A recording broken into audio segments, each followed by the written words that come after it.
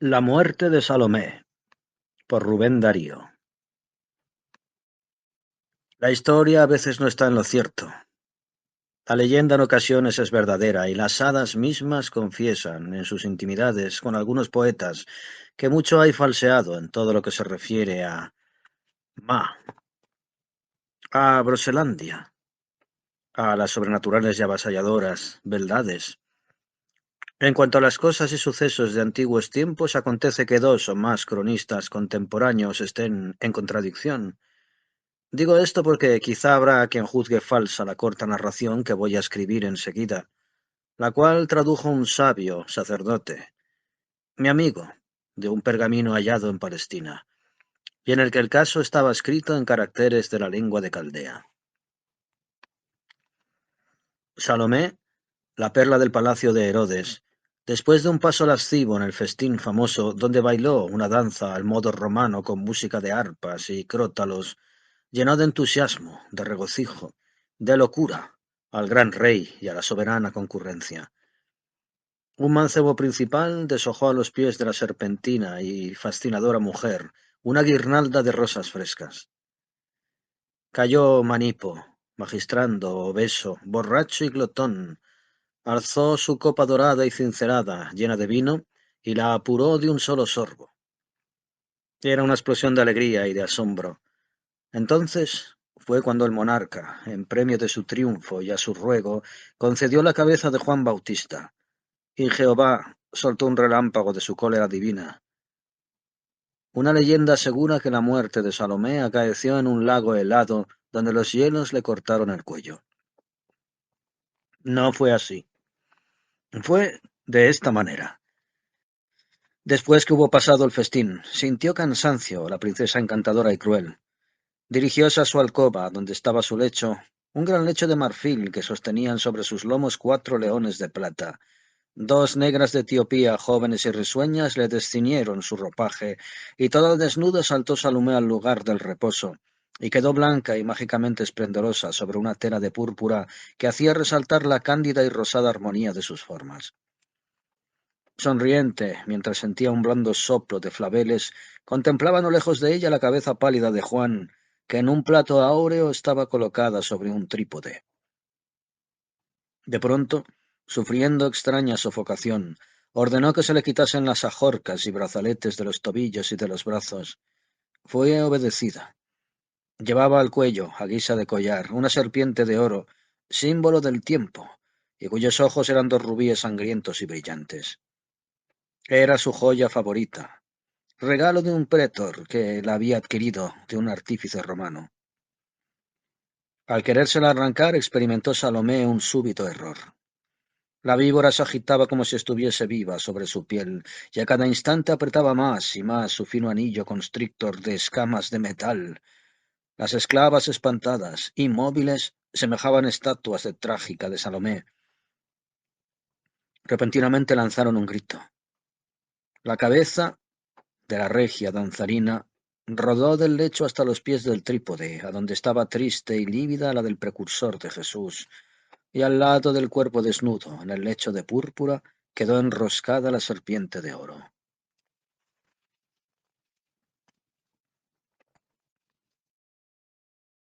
Gerifaltes de Israel, por Rubén Darío. En el parlor hay 4 pequeños escritorios.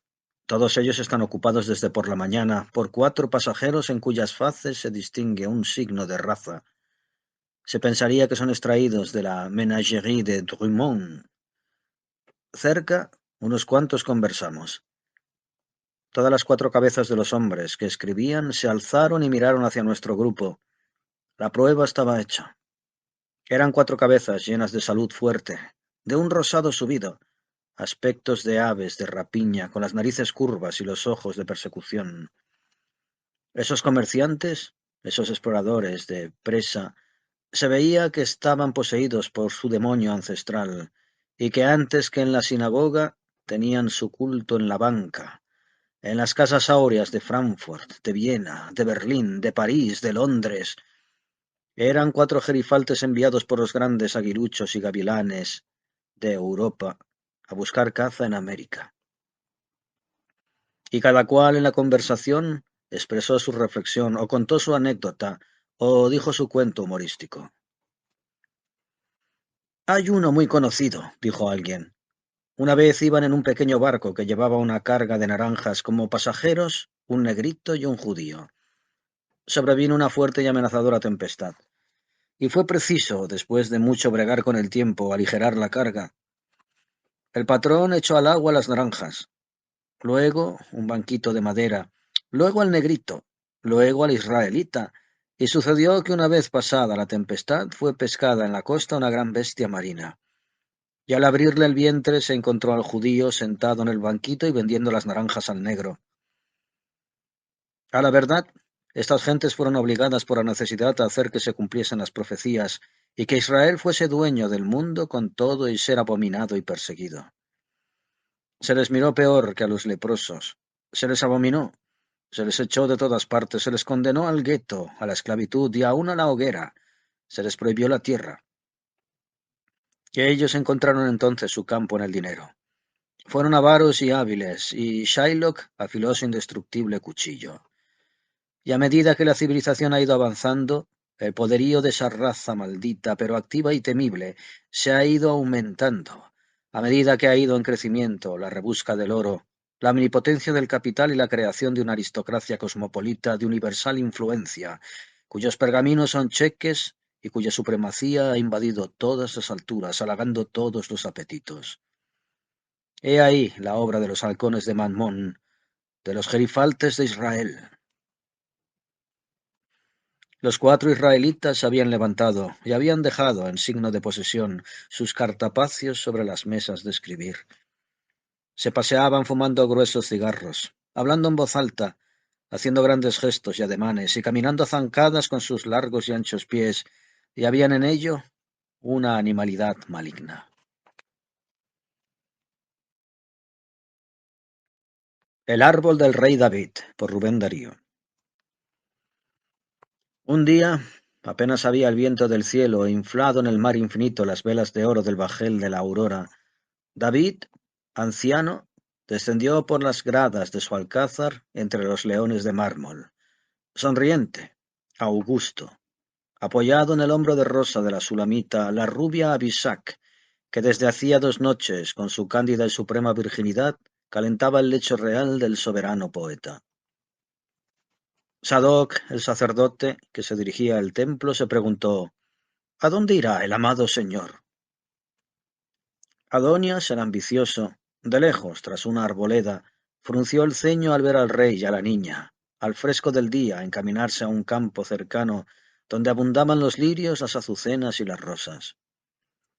Natán, profeta que también los divisó, inclinóse profundamente y bendijo a Jehová, extendiendo los brazos de un modo sacerdotal.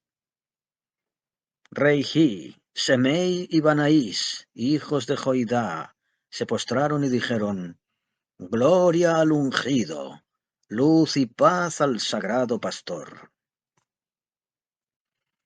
David y Abisac penetraron a un solo, que pudiera ser un jardín, y en donde se oían arrullos de palomas bajo los boscajes. Era la victoria de la primavera. La tierra y el cielo se juntaban en una dulce y luminosa unión. Arriba el sol esplendoroso y triunfal, abajo el despertamiento del mundo, la melodiosa fronda, el perfume, los himnos del bosque, las algaradas jocundas de los pájaros, la diada universal, la gloriosa armonía de la naturaleza. Abisac tenía la mirada fija en los ojos de su señor. ¿Meditaba quizá en algún salmo el omnipotente príncipe del arpa? Se detuvieron. Luego penetró David al fondo de un boscaje y retornó con una rama en la diestra. «Oh, mi Sulamita», exclamó, «plantemos hoy, bajo la mirada del eterno Dios, el árbol del infinito bien, cuya flor es la rosa mística del amor inmortal, al par que el lirio de la fuerza vencedora y sublime.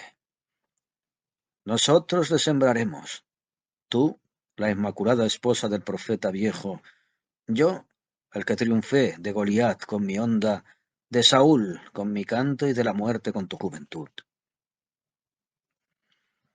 Abisac le escuchaba como en un sueño, como en un éxtasis amorosamente místico, y el resplandor del día naciente confundía el oro de la cabellera de la Virgen con la plata copiosa y luenga de la barba blanca.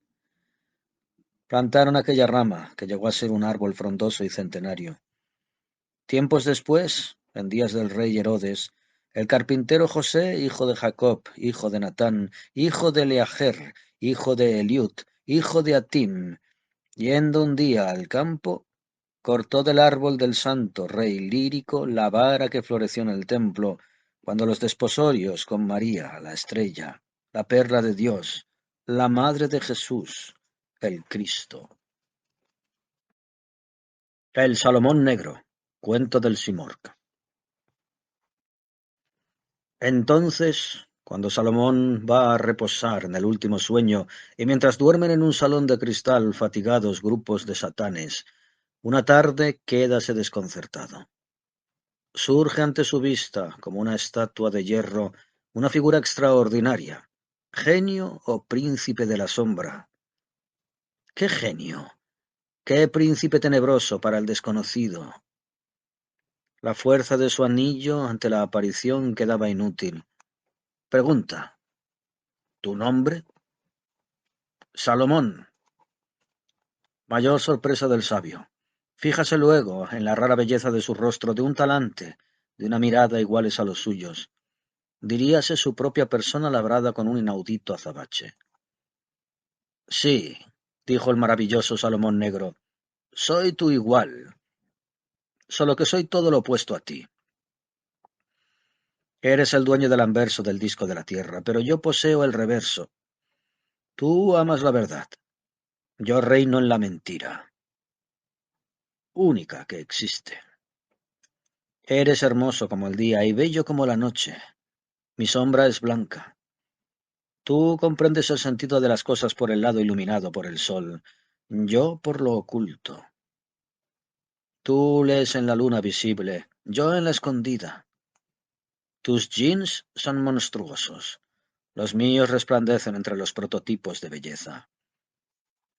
Tú tienes en tu anillo 4 piedras que te han dado los ángeles.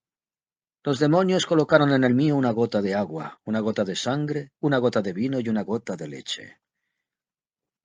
Tú crees haber comprendido el idioma de los animales. Yo sé que solamente has comprendido los sonidos, no lo arcano del idioma. Mudo Salomón hasta entonces, exclamó: por Dios grande, maléfico espíritu, que a él y a su mejor hechura te atreves. ¿Cómo osas asegurar tales cosas? Los hombres pueden contaminarse de error, pero los animales del Señor viven en la pureza. ¿Cómo su pensar inocente pudo haberme engañado? Y el Salomón Negro responde: evoca, dijo, al ángel de forma de ballena que te dio la piedra en que está escrito que todas las criaturas alaben al Señor. Salomón puso el anillo sobre su cabeza y el ángel deforme apareció. ¿Cuál es tu nombre cierto? Preguntó el Salomón Negro. El ángel respondió: tal vez, y se deshizo. Salomón llamó a todos los animales y dijo al pavo real: ¿qué me expresaste tú? Y el pavo real dijo: como juzgues serás juzgado. Así preguntó a otras bestias y contestaron. El ruiseñor dijo: la moderación es el mayor de los bienes. La tórtola dijo: mejor sería para muchos seres que no hubiesen visto el día. El halcón dijo: el que no tenga piedad de los demás no encontrará ninguna para sí. El ave sirdar dijo: pecadores, convertíos a Dios. La golondrina dijo: haced el bien y seréis recompensados. El pelícano dijo: alabado sea Dios en el cielo y en la tierra. La paloma dijo: todo pasa, Dios solo es eterno. El pájaro cata dijo: quien calla está más seguro de acertar. El águila dijo: por larga que sea nuestra vida, llega siempre su fin. El cuervo dijo: lejos de los hombres está mejor. Y el gallo dijo: pensad en Dios, hombres ligeros. Pues bien, exclama el Salomón Negro, tú, pavo real, mientes. Entre los humanos es el juicio malo lo único que prevalece. y entre los animales como entre los hombres, la confianza pone en la boca de los lobos a los corderos. Tú, ruiseñor, mientes. Nada triunfa sino el ejercicio de la fuerza. La moderación se llama mediocridad o cobardía. Los leones, las grandes cataratas, las tempestades no son moderados. Tú, tórtola, mientes, como no hables en tu sentencia de los débiles. La debilidad es el único crimen junto con la pobreza sobre la faz de la tierra. Tú, halcón, mientes 7 veces. La piedad puede ser la imprudencia. Ay de los piadosos. El odio salvador y potente. Aplastad a los pequeños. Rematad a los heridos. No deis pan a los hambrientos, inutilizad por completo a los cojos. Así se llega a la perfección del mundo. Tú, Sirdar, mientes. Eres el pájaro de la hipocresía. Por lo demás, Dios se llama X. Se llama cero. Tú, golondrina, mientes. Eres la querida del halcón. Tú, pelícano, mientes. Eres el hermano del Sirdar. Y tú, paloma, mientes. Eres la barragana de ambos. Tú, cata, mientes. Quien ruge o truena no debe callar. La razón siempre será con él. Águila, cuervo y gallo, he de encerraros en la jaula de la insensatez. Ello es tan cierto como que Salomón, en su gloria, nada puede contra mí, y que el ojo del gallo no penetra la superficie de la tierra para encontrar los manantiales. Desaparecieron las bestias. Los satanes despiertos atisbaban a través de los cristales. Salomón, con una vaga angustia, contemplaba su propia imagen oscurecida en aquel que había hablado y a quien no podía dominar con sus ensalmos. Y el negro iba a partir, cuando volvió a preguntarle, ¿cómo has dicho que te llamas? Salomón, contestó sonriendo, pero también tengo otro nombre. ¿Cuál? Federico Nietzsche. Quedó el sabio desolado, y preparóse para ascender con el ángel de las alas infinitas a contemplar la verdad del Señor. El pájaro Simorg llegó en rápido vuelo. Salomón, Salomón, has sido tentado. Consuélate, regocíjate. Tu esperanza está en David. Y el alma de Salomón se fundió en Dios. Sor Filomena, amor divino. Ya está hecho, por todos los diablos, rugió el obeso empresario, dirigiéndose a la mesita de mármol en que el pobre Tenorio ahogaba su amargura, en la onda de ópalo de un vaso de ajenjo. El empresario, ese famoso Krao, ¿no conocéis la celebridad de su soberbia nariz? Un verdadero dije de coral ornado de rubio alcohólico. El empresario pidió el suyo con poca agua. Luego secó el sudor de su frente y dando un puñetazo que hizo temblar la bandeja y los vasos, soltó la lengua. ¿Sabes, Bartlett? Estuve en toda la ceremonia. Lo he presenciado todo. Si te he de decir la verdad, fue una cosa conmovedora. No somos hechos de fierro. Contóle lo que había visto. A la linda niña, la joya de su trupe, tomar el velo, sepultar su belleza en el monasterio, profesar con su vestido oscuro de religiosa, la vela de cera en la mano blanca. Después los comentarios de la gente. Una cómica monja. A otro perro con ese hueso. Bartlett, el enamorado romántico. Veía a lo alto y bebía pequeños sorbos. Eglantina Charmat, mimada del público parisiense, había sido contratada para una tournée por los países de América. Bella, suavemente bella. Tenía una dulce voz de ruiseñor. Un cronista la bautizó en una ocasión con el lírico nombre de Filomena. Tenía los cabellos un tanto oscuros y cuando se desataban en las escenas agitadas, hacía con gracia propia, para recogérselos, el mismo encantador movimiento de la reina Schönberg. Entró en el teatro por la pasión del arte. Hija de un comerciante bordelés que la adoraba y la mimaba, un buen día, el excelente señor, después del tiempo de conservatorio, la condujo él mismo al estreno. Tímida y adorable obtuvo una victoria espléndida. ¿Quién no recuerda la locura que despertó en todos cuando la vimos arrullar a incomparable Mignon? ¿Connais-tu le pays où fleurit l'oranger?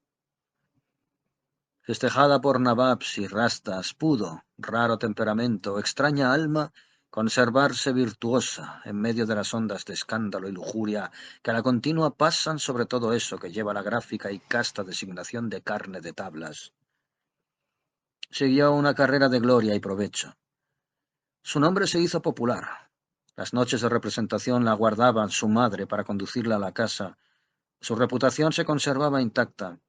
Jamás Gil Blas se ocupó de ella con reticencias o alusiones que indicasen algo vedado. Nadie sabía que la aplaudida Eglantina favoreciese a ningún feliz adorador, siquiera con la tierna flor de una promesa o de una esperanza. Almita angelical, encerrada en la más tentadora estatua de rosado mármol.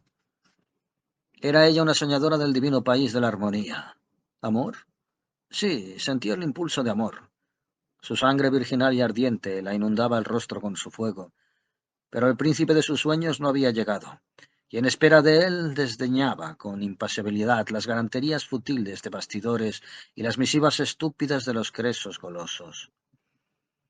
Allá en el fondo de su alma le cantaba un pájaro invisible una canción, vaga como un anhelo de juventud, delicada como un fresco ramillete de flores nuevas. Y cuando era ella la que cantaba, ponía en su voz el trino del ave de su alma, y así era como una musa, como la encarnación de un ideal soñado y entrevisto, y de sus labios diminutos y rojos caían a gotas armónicas, trémolos, cristalinos, arpegios florecidos de melodía, las amables músicas de los grandes maestros, a los cuales ella agregaba la delicia de su íntimo tesoro. Juntaba también a sus delectaciones de artista profundos arrobamientos místicos. Era devota. Pero, ¿no estáis escribiendo eso de una cómica? Era devota. No cantaba nunca, sin encomendarse a la virgencita de la cabecera de su cama, una virgencita de primera comunión. Y con la misma voz con que conmovía a los públicos y ponía el estremecimiento de su fuerza mágica sobre los palcos y plateas, interpretando la variada sinfonía de los amores profanos, lanzaba en los coros de ciertas iglesias la sagrada lluvia sonora de las notas de la música religiosa, interpretando también los deliquios del infinito amor divino. Y así su espíritu, que vagaba entre las rocas terrenales como una mariposa de virtud, iba a cortar con las vírgenes del paraíso las margaritas celestes que perfumaban los senderos de luz, por donde yerran, poseídas de la felicidad eterna, las inmortales almas de los bienaventurados. Ella cantaba entonces con todo su corazón, haciendo vibrar su voz de ruiseñor en medio de la tempestad gloriosa del órgano, y su lengua se regocijaba con las alabanzas a la Reina María Santísima y al dulce Príncipe Jesús.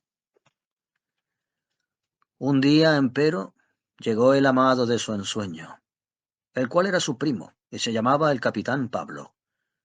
Entonces comenzó el idilio. El viejo bordolés lo aprobaba todo, y el señor capitán pudo vanagloriarse de haber desflorado con un beso triunfante la casta frente de lis de la primaveral eglantina. Ella fabricó inmediatamente 2 castillos en el aire con el poder de su gentil cabecita. Primero, aceptaría la contrata que, desde hacía tiempo, le proponía el obeso y conocido Crowe para una tournée en América. Segundo, a su vuelta ya rica, se casaría. Concertada la boda, Eglantina firmó la célebre contrata con gran contentamiento de Crowe, que en el día del arreglo presentó más opulenta y encendida su formidable nariz. ¡Qué negocio! ¡Qué viaje triunfal! Y en la imaginación veía caer el diluvio de oro de Río, de Buenos Aires, de Santiago, de México, de Nueva York y de La Habana. También firmó contrato Bartlett, ese tenorcito que a pesar de su buena voz tiene la desgracia de ser muy antipático por gastar en su persona demasiados cosméticos y brillantinas. Y Bartlett, por todos los diablos, se enamoró de la diva. Ella, a pesar de las insinuaciones de Crowe en favor del tenor, pagaba su pasión con las más crueles burlas. ¿Burlas en el amor? Mal hecho. En los buenos días de la Provenza del siglo XIII habría merecido versos severos del poeta lírico Fabre-Duz, y la marquesa de Malespine la habría condenado por su crueldad a dar por lo menos un beso en público al desventurado y malferido adorador. Eglantina llevaba en su corazón la imagen del capitán. Por la noche, al acostarse, rezaba por él, Le encomendaban sus oraciones y a él enviaba su amor con el pensamiento. El primer castillo aéreo empezaba a solidificarse. En Río de Janeiro ganó la diva crecidas sumas. El día de su beneficio recogió una cestilla de diamantes. El emperador don Pedro le envió un imperial solitario. En Montevideo, en Buenos Aires, en Lima, fue para la deliciosa Miñón la inacabable fiesta de las flores y del oro. Entretanto Barlet desafinaba de amor, y más de una vez se inició en su contra la más estupenda Silva. Pasaron meses. En víspera de regresar, Krau recibió propuestas excelentes de Santiago de Chile y se encaminó para allá con su compañía. Eglantina estaba radiante de gozo. Pronto volvería a Francia y entonces...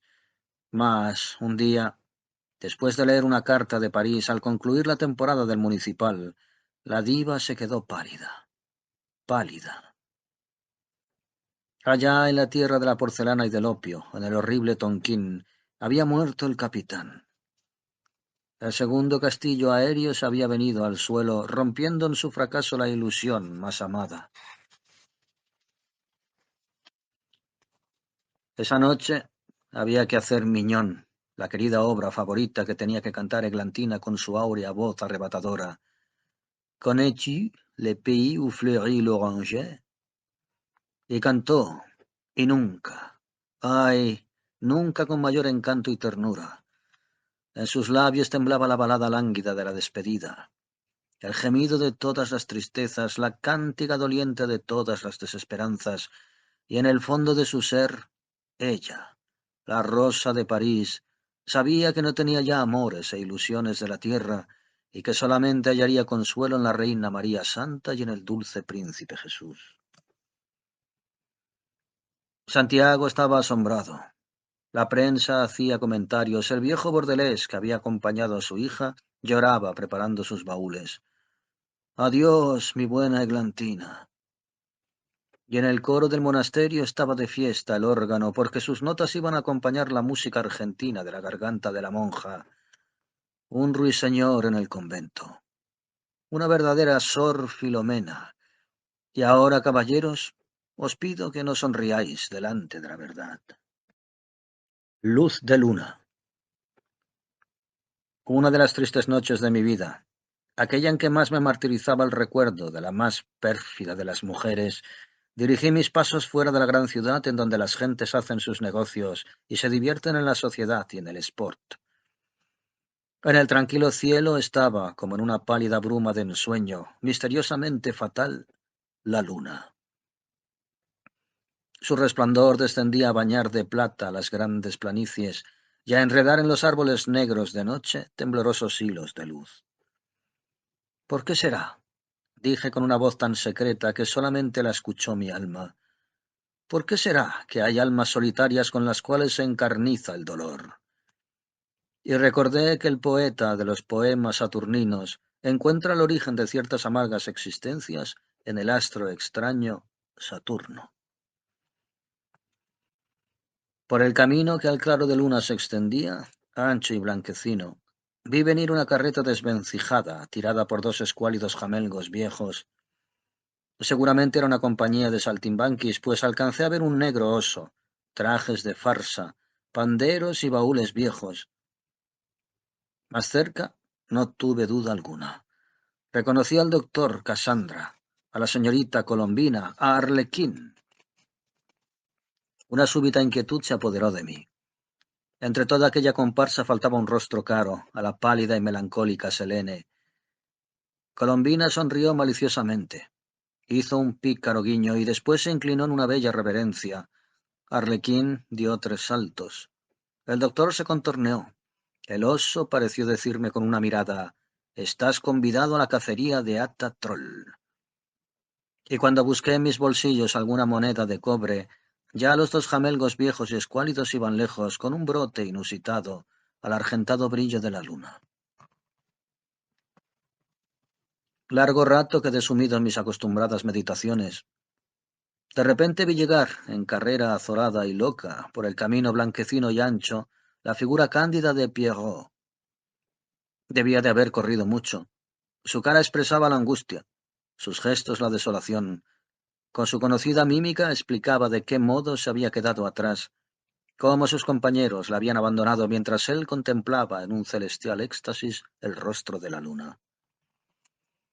Yo le indiqué la senda que seguía la carreta. Le manifesté cómo yo era un lírico amigo suyo que vagaba esa noche al amor de Selene, martirizado por el recuerdo de la más pérfida de las mujeres, y él sinceró en su máscara de harina la más profunda manifestación de condolencia. Después siguió, en carrera precipitada, en busca de la alegre compañía, y mi alma sintió una inmensa amargura, sin saber por qué, a contemplar cómo se perdía en la extensión del camino aquella pobre figura del hombre blanco, de Pierrot, el silencioso enamorado de la luna. La resurrección de la rosa. Amiga pasajera, voy a contarle un cuento. Un hombre tenía una rosa. Era una rosa que le había brotado del corazón.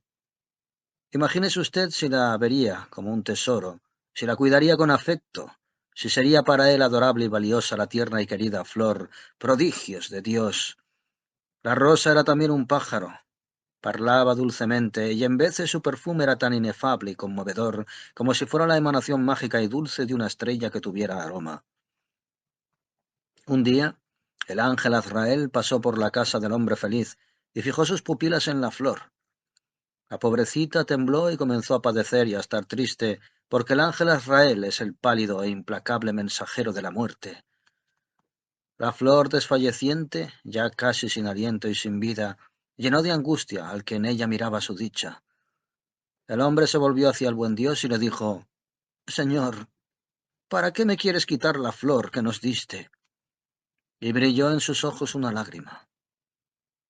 Conmovióse el bondadoso padre por virtud de la lágrima paternal y dijo estas palabras: Azrael, deja vivir esa rosa.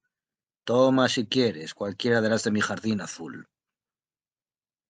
La rosa recobró el encanto de la vida, y ese día un astrónomo vio desde su observatorio que se apagaba una estrella en el cielo.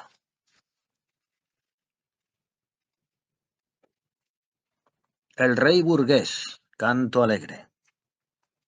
Amigo, el cielo está opaco, el aire frío, el día triste. Un cuento alegre, así como para distraer las hermosas y grises melancolías. Helo aquí. Había en una ciudad inmensa y brillante un rey muy poderoso que tenía trajes caprichosos y ricos, esclavas desnudas, blancas y negras, caballos de largas crines, armas flamantísimas, galgos rápidos y monteros con cuernos de bronce que llenaban el viento con sus fanfarrias. ¿Era un rey poeta? No, amigo mío, era el rey burgués. Era muy aficionado a las artes, el soberano, y favorecía con gran largueza a sus músicos, a sus hacedores de ditirambos, pintores, escultores, boticarios, barberos y maestros de esgrima. Cuando iba a la floresta junto al corzo o jabalí herido y sangriento, hacía improvisar a sus profesores de retórica canciones alusivas. Los criados llenaban las copas de vino de oro que hierve, y las mujeres batían palmas con movimientos rítmicos y gallardos. Era un rey sol, en su Babilonia llena de músicas, de carcajadas y de ruido de festín. Cuando se hastiaba de la ciudad bullente, iba de caza, atronando el bosque con sus tropeles, y hacía salir de sus nidos a las aves asustadas, y el vocerío repercutía en lo más escondido de las cavernas. Los perros de patas elásticas iban rompiendo la maleza en la carrera, y los cazadores, inclinados sobre el pescuezo de los caballos, hacían ondear los mantos purpúreos y llevaban las caras encendidas y las cabelleras al viento. El rey tenía un palacio soberbio, donde había acumulado riquezas y objetos de arte maravillosos. Llegaba él por entre grupos de lilas y extensos estanques, siendo saludado por los cisnes de cuellos blancos antes que por los lacayos estirados. Buen gusto. Subía por una escalera llena de columnas de alabastro y de esmaragdina, que tenía a los lados leones de mármol, como los de los troncos salomónicos. Refinamiento, a más de los cisnes, tenía una vasta pajarera, como amante de la armonía, del arrullo, del trino, y cerca de ella iba a ensanchar su espíritu leyendo novelas de M. Onet, o bellos libros sobre cuestiones gramaticales o críticas hermosillescas. Eso sí, defensor acérrimo de la corrección académica en letras y del modo lamido en artes, alma sublime amante de la lija y de la ortografía. Japonerías, chinerías, por lujo y nada más. Bien podía darse el placer de un salón digno del gusto de un Kongurt y de los millones de un Creso. Quimeras de bronce con las fauces abiertas y las colas enroscadas en grupos fantásticos y maravillosos, lacas de Kioto con incrustaciones de hojas y ramas de una flora monstruosa, y animales de una fauna desconocida. Mariposas de raros abanicos junto a las paredes, peces y gallos de colores, máscaras de gestos infernales y con ojos como si fuesen vivos. Partesanas de hojas antiquísimas y empuñaduras con dragones devorando flores de loto y en conchas de huevo, túnicas de seda amarillas como tejidas con hilos de araña, sembradas de garzas rojas y de verdes matas de arroz, y tibores porcelanas de muchos siglos, de aquellas en que hay guerreros tártaros con una piel que les cubre hasta los riñones y que llevan arcos estirados y manojos de flechas. Por lo demás había el salón griego, lleno de mármoles, diosas, musas, ninfas y sátiros, el salón de los tiempos galantes con cuadros del gran Watteau y de Chardin. 2, 3, 4. ¡Cuántos salones! Y mecenas se paseaban por todos con la cara inundada de cierta majestad, el vientre feliz y la corona en la cabeza, como un rey de naipe. Un día le llevaron una rara especie de hombre ante su trono, donde se hallaba rodeado de cortesanos, de retóricos y de maestros de equitación y de baile. —¿Qué es eso? —preguntó. —Señor, es un poeta. El rey tenía cisnes en el estanque, canarios, gorriones, cezontre en la pajarera. Un poeta era algo nuevo y extraño. —Dejadle aquí. Y el poeta dijo: —Señor, no he comido. Y el rey respondió: —Habla y comerás. Comenzó: Señor, ha tiempo que yo canto el verbo del porvenir. He tendido mis alas al huracán. He nacido en el tiempo de la aurora. Busco la raza escogida que debe esperar, con el himno en la boca y la lira en la mano, la salida del gran sol. He abandonado la inspiración de la ciudad malsana, la alcoba llena de perfumes, la musa de carne que llena el alma de pequeñez y el rostro de polvos de arroz. He roto el arpa adulona de las cuerdas débiles contra las copas de Bohemia y las jarras donde espumea el vino que embriaga sin dar fortaleza. He arrojado el manto que me hacía perecer histrión, oh mujer, y he vestido de modo salvaje y espléndido. Mi harapo es de púrpura. He ido a la selva, donde he quedado vigoroso y ahito de leche fecunda y licor de nueva vida, y en la ribera del mar áspero, sacudiendo la cabeza bajo la fuerte y negra tempestad, como un ángel soberbio o como un semidios olímpico, he ensayado el yambo, dando al olvido el madrigal. He acariciado la gran naturaleza y he buscado el calor del ideal, el verso que está en el astro, en el fondo del cielo, y el que está en la perla, en lo profundo del océano. He querido ser pujante, porque viene el tiempo de las grandes revoluciones, con un Mesías todo luz, todo agitación y potencia, y es preciso recibir su espíritu con el poema que sea arco triunfal, de estrofas de acero, de estrofas de oro, de estrofas de amor.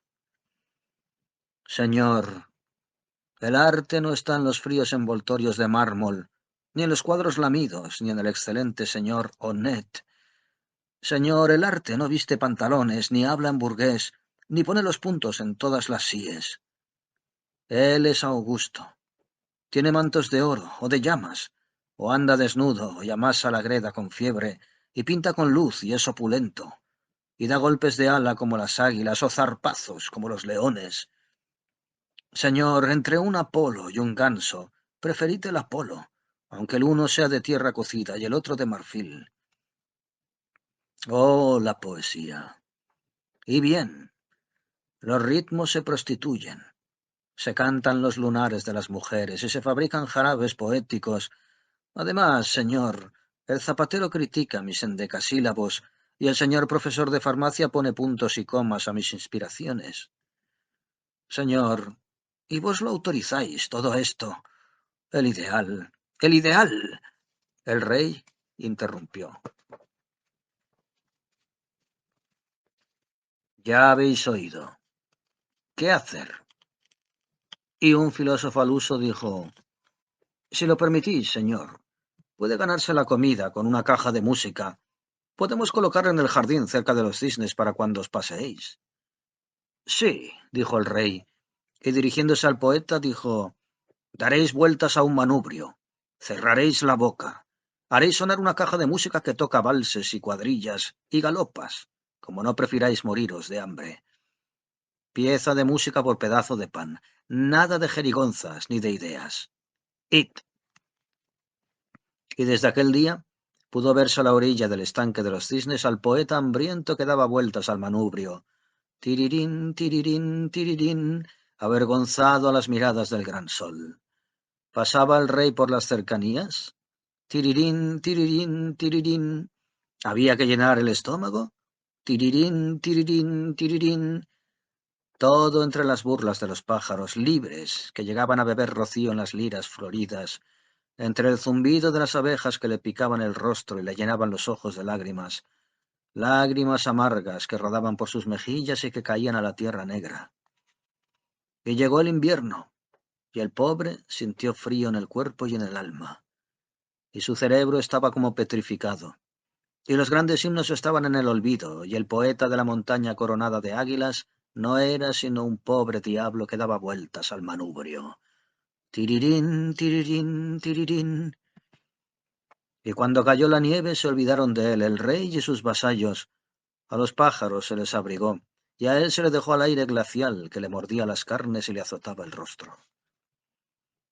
Y una noche en que caía de lo alto la lluvia blanca de plumillas cristalizadas, en el palacio había festín, y la luz de las arañas reía alegre sobre los mármoles, sobre el oro y sobre las túnicas de los mandarines de las viejas porcelanas, y se aplaudían hasta la locura a los brindis del señor profesor de retórica, cuajados de dáctilos, de anapestos y de pirriquios, mientras en las copas cristalinas hervía el champaña con sus burbujeos luminosos y fugaces.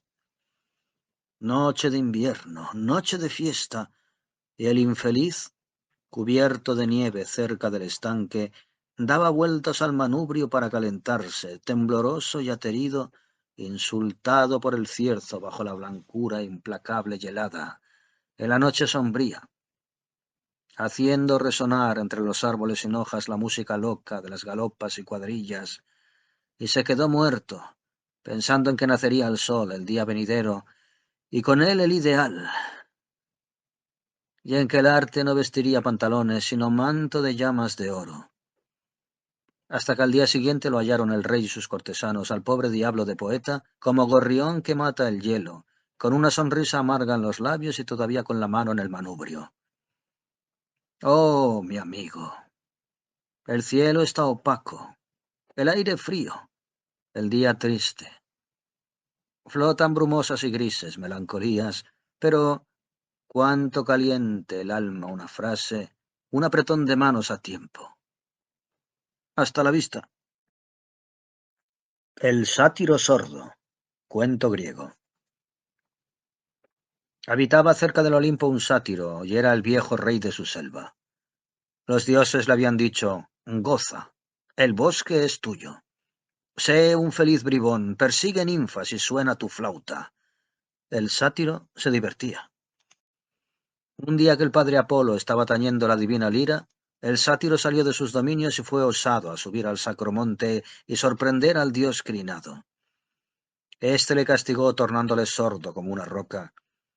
En balde de las espesuras de la selva llena de pájaros se derramaban los trinos y emergían los arrullos. El sátiro no oía nada. Filomena llegaba a cantarle sobre su cabeza, enmarañada y coronada de pámpanos, canciones que hacían detenerse los arroyos y enrojecerse las rosas pálidas. Él permanecía impasible, o lanzaba sus carcajadas salvajes y saltaba lascivo y alegre cuando percibía por el ramaje, lleno de brechas, alguna cadera blanca y rotunda que acariciaba al sol con su luz rubia. Todos los animales le rodeaban como a un amo a quien se obedece. A su vista, para distraerle, danzaban coros de bacantes, encendidas en su fiebre loca, y acompañaban la armonía cerca de él, faunos adolescentes como hermosos efebos que le acariciaban reverentemente con su sonrisa, y aunque no escuchaba ninguna voz ni el ruido de los crótalos, gozaba de distintas maneras. Así pasaba la vida este rey barbudo que tenía patas de cabra.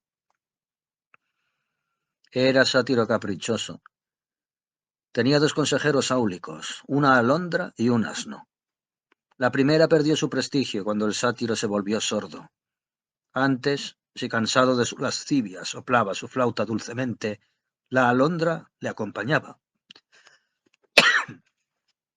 Después, en su gran bosque, donde no oía ni la voz del olímpico trueno, el paciente animal de las largas orejas le servía para cabalgar, en tanto que la alondra, en los apogeos del alba, se le iba de las manos cantando Camino de los cielos. La selva era enorme. De ella tocaba a la alondra la cumbre, al asno el pasto. La alondra era saludada por los primeros rayos de la aurora. Bebía rocío en los retoños. Despertaba al roble diciéndole: «Viejo roble, despiértate». Se deleitaba con un beso de sol. Era amada por el lucero de la mañana. Y el hondo azul tan grande sabía que ella tan chica existía bajo su inmensidad.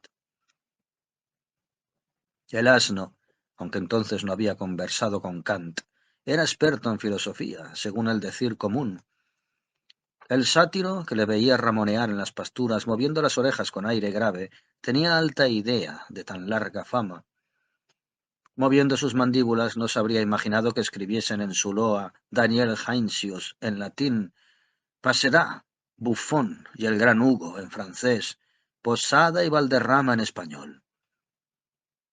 Él, pacienzudo, si le picaban las moscas las espantaba con el rabo. Daba coces de cuando en cuando y lanzaba bajo la bóveda del bosque el acorde extraño de su garganta. Y era mimado allí. Al dormir su siesta sobre la tierra negra y amable, le daban su olor las hierbas y las flores, y los grandes árboles inclinaban sus follajes para hacerle sombra.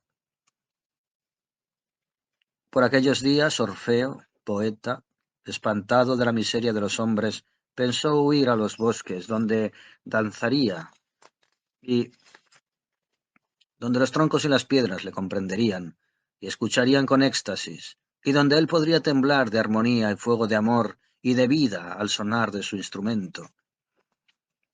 Cuando Orfeo tañía su lira, había sonrisa en el rostro apolíneo. Deméter sentía gozo, las palmeras derramaban su polen, las semillas reventaban, los leones movían blandamente su crin. Una vez voló un clavel de su tallo hecha mariposa roja y una estrella descendió fascinada y se tornó flor de lis. ¿Qué selva mejor que la del sátiro, a quien él encantaría, donde sería tenido como un semidios? Selva toda alegría y danza y belleza y lujuria, donde ninfas y bacantes eran siempre acariciadas y siempre vírgenes, donde había uvas y rosas y ruidos de sistros, y donde el rey Caprípede bailaba delante de sus faunos beodos y haciendo gestos como sileno. Fue con su corona de laurel, su lira, su frente de poeta orgulloso, erguido y radiante. Llegó hasta donde estaba el sátiro velludo y montaraz, y para pedirle hospitalidad cantó. Cantó del gran Jove, de Eros y de Afrodita, de los centauros gallardos y de las bacantes ardientes. Cantó la copa de Dionisio y el tirso que hiere al aire alegre, y a Pan, emperador de las montañas. Soberano de los bosques, dios sátiro que también sabía cantar. Cantó de las intimidades del aire y de la tierra, gran madre.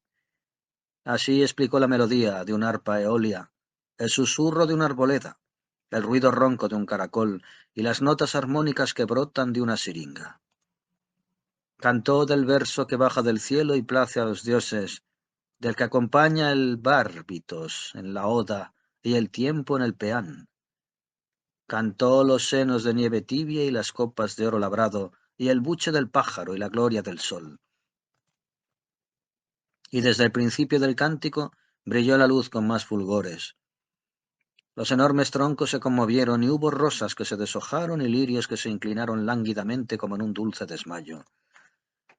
Porque Orfeo hacía gemir los leones y llorar los guijarros con la música de su lira rítmica. Las bacantes más furiosas habían callado y le oían como en un sueño.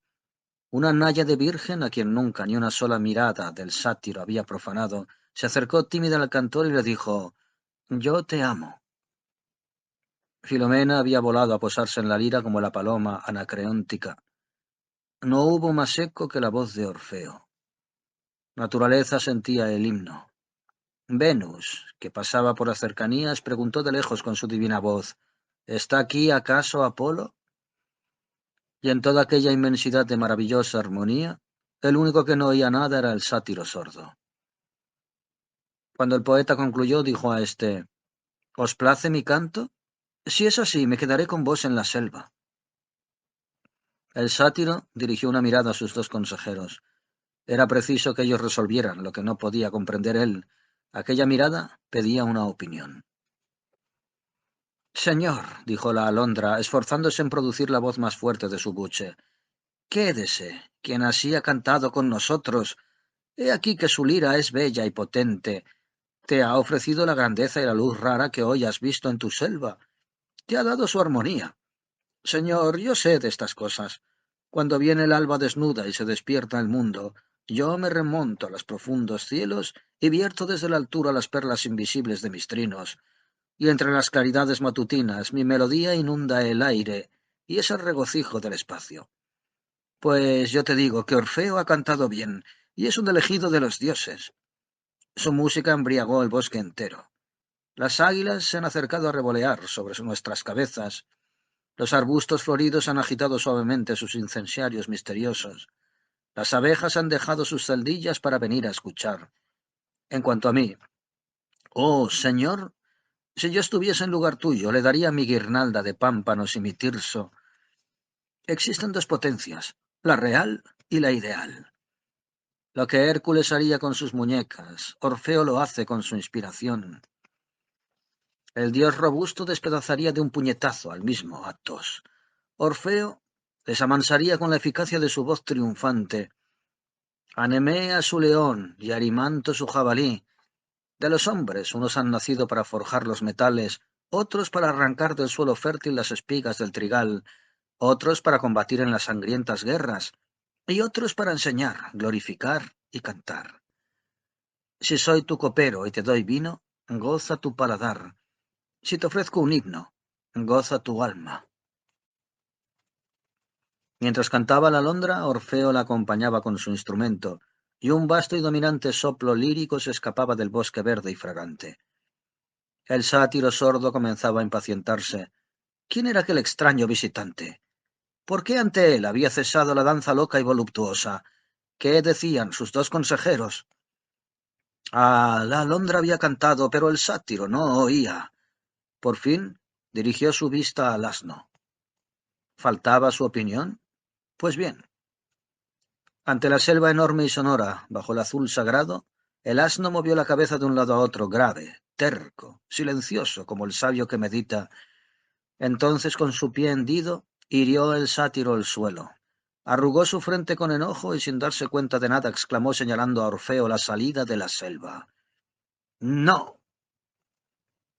Al vecino Olimpo llegó el eco, y resonó allá donde los dioses estaban de broma un coro de carcajadas formidables que después se llamaron homéricas. Orfeo salió triste de la selva del sátiro sordo y casi dispuesto a ahorcarse del primer laurel que hallase en su camino. No se ahorcó, pero se casó con Eurídice. El fardo. Allá lejos en la línea, como trazada con un lápiz azul que separa las aguas y los cielos, se iba hundiendo el sol con sus polvos de oro y sus torbellinos de chispas purpuradas, como un gran disco de hierro candente. Ya el muelle fiscal iba quedando en quietud. Los guardas pasaban de un punto a otro. las gorras metidas hasta las cejas, dando aquí y allá sus vistazos. Inmóvil el enorme brazo de los pescantes, los jornaleros se encaminaban a las casas. El agua murmuraba debajo del muelle, y el húmedo viento salado que sopla de mar afuera a la hora en que la noche sube, mantenía las lanchas cercanas en un continuo cabeceo. Todos los lancheros habían ido ya. Solamente el viejo tío Lucas, que por la mañana se estropeara un pie al subir una barrera a su carretón, y que, aunque cojeando, había trabajado todo el día, estaba sentado en una piedra, y con la pipa en la boca veía triste el mar. Tío Lucas, ¿se descansa? Sí, pues, patroncito. Y empezó la charla, esa charla agradable y suelta que me place entablar con los bravos hombres toscos que viven la vida del trabajo fortificante, la que da la buena salud y la fuerza del músculo, y se nutre con el grano del poroto y la sangre hirviente de la viña.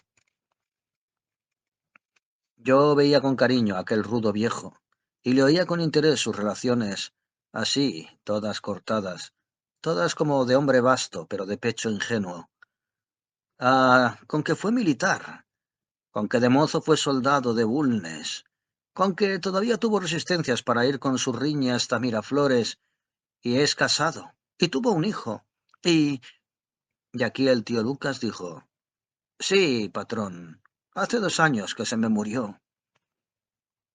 Aquellos ojos chicos y relumbrantes bajo las cejas grises y peludas se humedecieron entonces.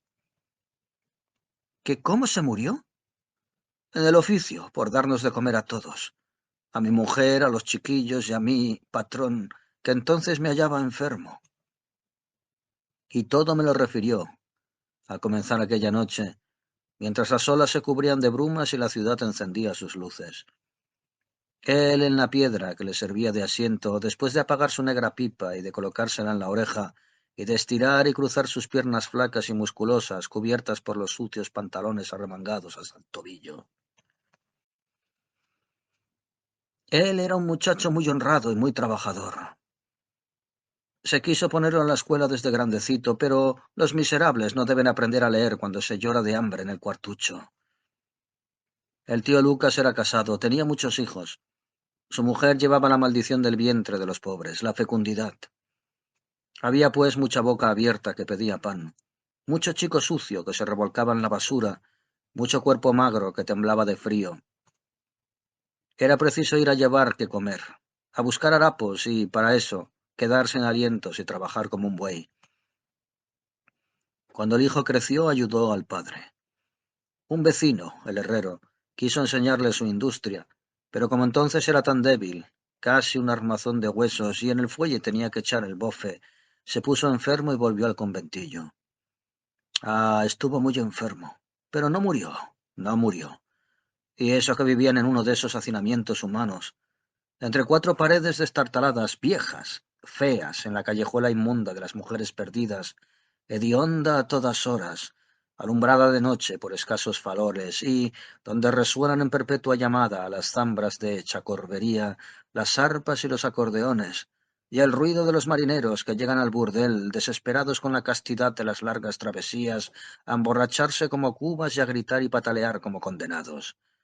Sí, entre la podredumbre, al estrépito de las fiestas tunantescas, el chico vivió y pronto estuvo sano y en pie. Luego llegaron sus 15 años. El tío Lucas había logrado, tras 1000 privaciones, comprar una canoa. Se hizo pescador. Al venir el alba, iba con su mocetón al agua, llevando los enseres de la pesca. El uno remaba, el otro ponía los anzuelos la carnada. Volvían a la costa con buena esperanza de vender lo hallado entre la brisa fría y las opacidades de la neblina, cantando en baja voz algún triste y enhiesto el remo triunfante que chorreaba espuma. Si había buena venta, otra salida por la tarde. Una de invierno había temporal. Padre e hijo en la pequeña embarcación sufrían en el mar la locura de la ola y del viento. Difícil era llegar a tierra. Pesca y todo se fue al agua, y se pensó en librar el pellejo. Luchaban como desesperados por ganar la playa. Cerca de ella estaban, pero una racha maldita les empujó contra una roca y la canoa se hizo astilla. Ellos salieron solo magullados, gracias a Dios, como decía el tío Lucas al narrarlo. Después, ya son ambos lancheros. Sí, lancheros, sobre las grandes embarcaciones chatas y negras, colgándose de la cadena que rechinaba pendiente como una sierpe de hierro del macizo pescante que semejaba una horca, remando de pie y a compás, yendo con la lancha del muelle al vapor y del vapor al muelle, gritando «¡Bilioep!», cuando se empujan los pesados bultos para engancharlos en la uña potente que los levante balanceándolos como un péndulo. Sí, lancheros. El viejo y el muchacho, el padre y el hijo, ambos a horcajadas sobre un cajón, ambos forcejeando, ambos ganando su jornal para ellos y para sus queridas sanguijuelas del conventillo.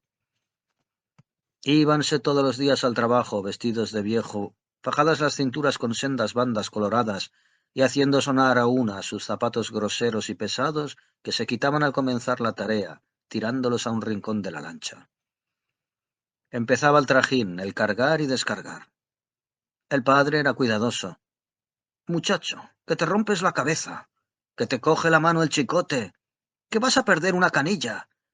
Y enseñaba, adiestraba, dirigía al hijo con su modo, con sus bruscas palabras de obrero viejo y de padre encariñado. Hasta que un día el tío Lucas no pudo moverse de la cama, porque el reumatismo le hinchaba las coyunturas y le taladraba los huesos. Oh, y había que comprar medicinas y alimentos, eso sí. «Hijo, al trabajo a buscar plata, hoy es sábado». Y se fue el hijo solo, casi corriendo, sin desayunarse a la faena diaria. Era un bello día de luz clara, de sol de oro. En el muelle rodaban los carros sobre sus rieles, crujían las poleas, chocaban las cadenas. Era la gran confusión del trabajo que da vértigo al son del hierro, traqueteos por doquiera y el viento pasando por el bosque de árboles y jarcias de los navíos en grupo. Debajo de uno de los pescantes del muelle estaba el hijo del tío Lucas con otros lancheros descargando a toda prisa. Había que vaciar la lancha repleta de fardos. De tiempo en tiempo bajaba la larga cadena que remata en un garfio, sonando como una matraca al correr con la roldana. Los mozos amarraban los bultos con una cuerda doblada en dos, los enganchaban en el garfio y entonces estos subían a la manera de un pez en un anzuelo, o del plomo de una sonda, ya quietos, ya agitándose de un lado a otro como un badajo en el vacío. La carga estaba amontonada. La ola movía pausadamente de cuando en cuando la embarcación colmada de fardos. Estos formaban una, a modo de pirámide en el centro. Había uno muy pesado, y era el más grande de todos, ancho, gordo y oloroso a brea. Venía en el fondo de la lancha. Un hombre de pie sobre él, era pequeña figura para el grueso zócalo. Era algo como todos los prosaísmos de la importación envueltos en lona y fajados con correas de hierro. Sobre sus costados, en medio de líneas y de triángulos negros, había letras que miraban como ojos. Letras en diamante, decía el tío Lucas. Sus cintas de hierro estaban apretadas con clavos cabezudos y ásperos, y en las entrañas tendría el monstruo, cuando menos, limones y percales. Solo él faltaba. «Se va el bruto», dijo uno de los ladrones. «El barrigón», agregó otro. El hijo del tío Lucas, que estaba ansioso de acabar pronto, se alistaba para ir a cobrar y desayunarse, anudándose un pañuelo de cuadros al pescuezo. Bajó la cadena danzando en el aire. Se amarró un gran lazo en el fardo. Se probó si estaba bien seguro y se gritó «¡Iza!», mientras las cadenas tiraban de la masa chirriando y levantándola en vilo. Los lancheros de pie miraban subir el enorme peso y se preparaban para ir a tierra, cuando se vio una cosa horrible. El fardo, el grueso fardo, se zafó del lazo como de un collar holgado saca un perro la cabeza, y cayó sobre el hijo del tío Lucas que, entre el filo de la lancha y el gran bulto, quedó con los riñones rotos, el espinazo desencajado y echando sangre negra por la boca. Aquel día no hubo pan ni medicinas en casa del tío Lucas, sino el muchacho destrozado al que se abrazaba llorando el reumático entre la gritería de la mujer y de los chicos cuando llevaban el cadáver al cementerio. Me despedí del viejo lanchero, y a pasos elásticos dejé el muelle, tomando el camino de la casa y haciendo filosofía con toda la cachaza de un poeta, en tanto que una brisa glacial que venía de mar afuera pellizcaba tenazmente las narices y las orejas.